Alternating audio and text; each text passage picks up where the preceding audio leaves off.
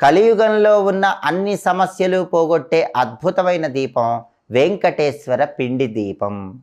ఈ వెంకటేశ్వర పిండి దీపాన్ని శనివారం నాడు వెలిగించినట్లయితే ఖచ్చితంగా సమస్యల నుంచి బయటపడవచ్చు. 4 శనివారాలు వెంకటేశ్వర పిండి దీపాన్ని వెలిగించాలి.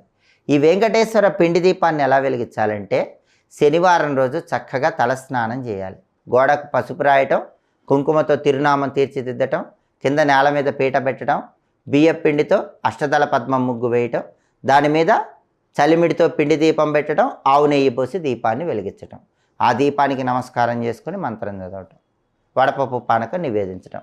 ఇలా శనివారం చేయండి. 4 శనివారాలు చేస్తే మీకు కావాల్సిన ఉద్యోగం లభిస్తుంది. పెళ్ళిళ్ళు తొందరగా అవుతాయి.